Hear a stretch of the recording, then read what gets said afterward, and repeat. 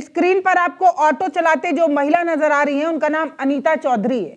ये झांसी की पहली महिला ऑटो ड्राइवर है। पता है कल रात इनकी मौत हो गई। पुलिस इसे ऑटो पलटना बता रही है और कह रही है ये सड़क दुर्घटना है, लेकिन परिवार वालों का ये कहना है क्योंकि अनीता की मौत के बाद उनके शरीर पर जो गहने थे, जैसे कि उन्होंने जो मंगलसूत्र पहन रखा था, कान में जो पहन रखा था, नाक में जो पहन रखा था, जो पायल पहन रखी थी, यहां तक कि मोबाइल, सब कुछ गायब था और सिर पर चोट भी लगी थी। तो परिवार वालों का ये कहना है कि जरूर ही ये कोई लूट, छिनैती और उसके बाद हत्या है। लेकिन क्योंकि ऑटो पलटी मिली और अनीता एक ऑटो ड्राइवर हैं, तो पुलिस ने फटाक से कह दिया कि ये सड़क दुर्घटना है। लेकिन पोस्टमार्टम में जो कुछ सामने आया उसने कहीं ना कहीं सबको हिला कर रख दिया। ये इसलिए चिंता की बात है क्योंकि ये सिर्फ एक महिला नहीं थी, ये महिला सशक्तिकरण की एक मिसाल थी। झांसी की पहली महिला ऑटो ड्राइवर तमाम महिलाओं को हौसले की उम्मीद जगा रही थी कि पैसे के लिए कभी पिता और पति पर डिपेंड होने की जरूरत नहीं है, महिलाएं पैसा कमा सकती हैं और अनीता ने ये कर दिखाया।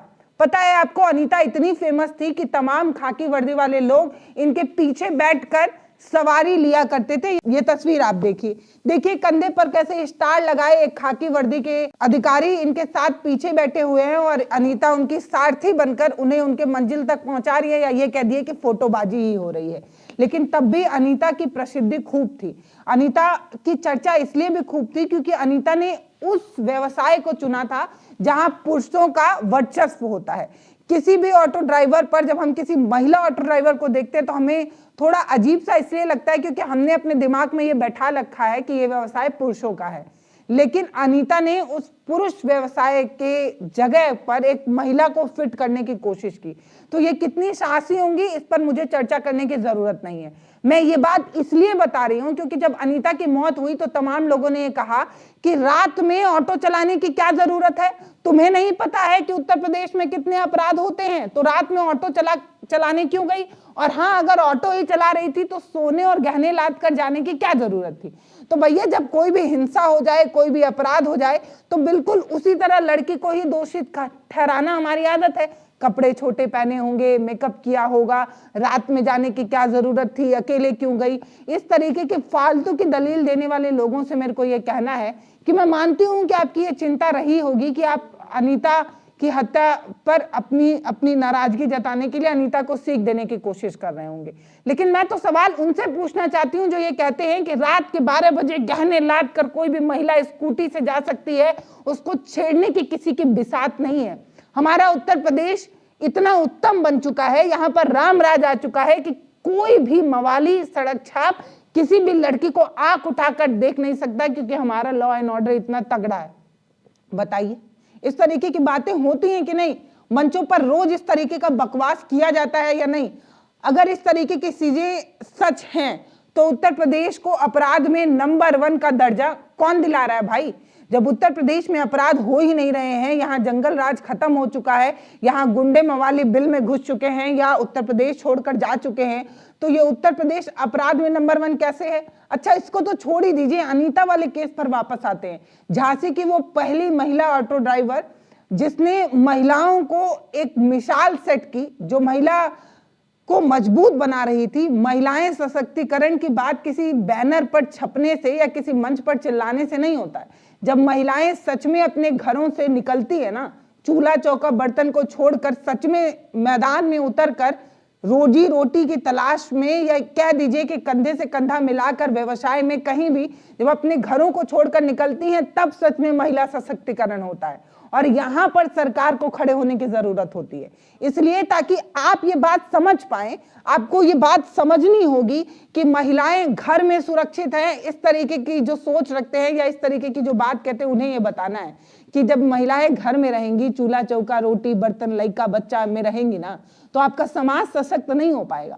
आपका समाज तो तभी सशक्त बनेगा जब महिलाएं अपने चौखट को लांग कर किसी व्यवसाय में, किसी उद्योग में, किसी ऑटो चलाने में, किसी बस कंडक्टर में या किसी बस ड्राइवर में या किसी भी काम में भाई महिलाएं निकलेंगी, तभी समाज आगे बढ़ेगा ना। तो इस तरीके की फालतू की दलील देने वाले कौन लोग होते हैं कि क्या जरूरत थी ऑटो चलाने की? अरे बच्चों को पालेगी पोसेगी कि नहीं? मतलब अगर नहीं भी पालेगी तो एक महिला स्वावलंबी बनेगी, तभी तो समाज आगे बढ़ेगा।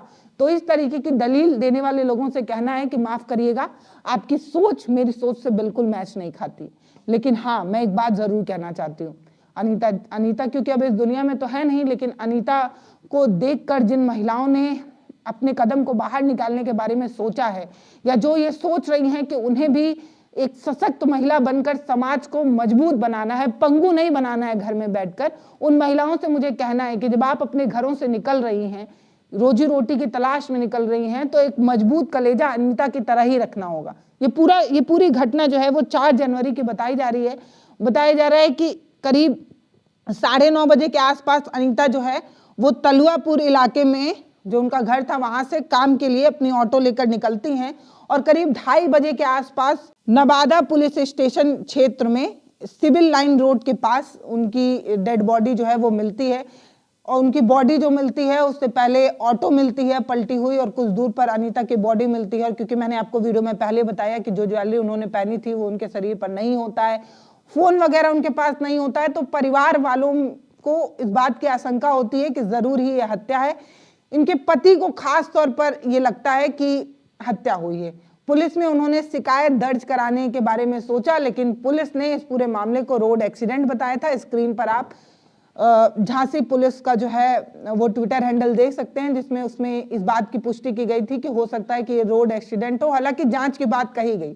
फिर बॉडी को पोस्टमार्टम के लिए भेजा गया और उनके कनपट्टी से एक कारतूस, एक गोली मिली। उसके बाद पता चला कि अनीता की मौत हुई है। अनीता को एक प्लान के तहत जो है वो मारा गया है। अब इस पूरे मामले में परिवार वालों ने किसी मुकेश झा का नाम जो है वो सामने लाया, और बाद में पता चला कि अनीता और मुकेश झा 7 सालों से रिलेशनशिप में थे। और बाद में अनीता जब उसे ठुकराती है या उसके अत्याचारों को नहीं बर्दाश्त कर पाती है, तो ये बात मुकेश को ठीक नहीं लगती और अपने सेल्फ ईगो के चक्कर में वो सरेआम जो है वो दिन दहाड़े नहीं कह सकते, लेकिन रात के अंधेरे में गोली चलाने की हिम्मत जो है वो जुटा लेता है और इस तरीके से वो गोली चला देता है।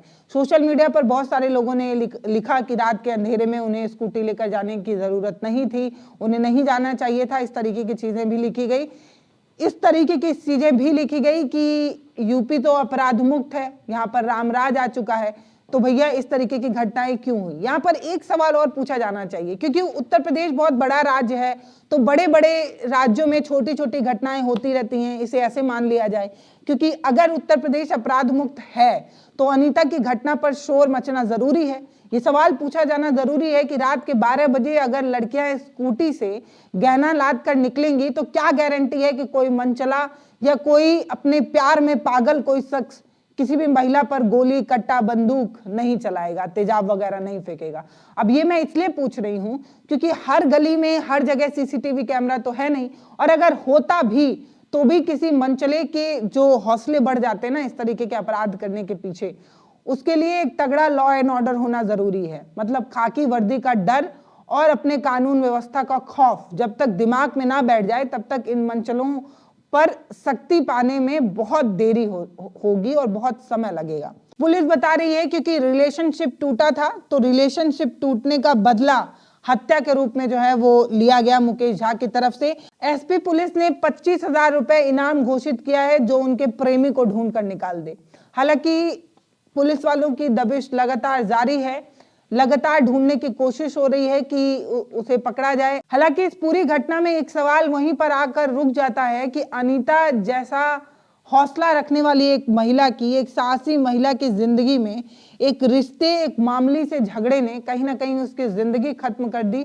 एक शख्स, एक आदमी जिसके साथ एक महिला नहीं रहना चाहती है, क्योंकि अनीता का ये कहना था कि वो लगातार उसे टॉर्चर किया करता था और शायद उसको उसका ये रिश्ता मंजूर नहीं था। अब किसी भी समय क्विट करने का अधिकार पुरुषों के पास है लेकिन महिलाओं के पास नहीं। किसी रिलेशनशिप को एक महिला अपने कंधे पर ढोती रहे और पुरुष कभी भी बाय बाय टाटा कहकर जा सकता है, क्योंकि हमारा समाज का ढांचा जो है वो इस तरीके से तैयार है। एक महिला अगर स्वावलंबी है, अपने कमाई की रोटी खा सकती है, अगर अपने बच्चों को पाल सकती है, तो वो पुरुष पर डिपेंडेंट क्यों रहे। अगर रिश्ता आराम से नहीं चल रहा हो या बोझ बन गया हो तो क्या इसका बदला ऐसे लिया जा सकता है कि आप किसी भी महिला को उसकी जान, उसकी जिंदगी छीन कर ले लें। ये सवाल इसलिए है क्योंकि हम उत्तर प्रदेश की बात कर रहे हैं भैया।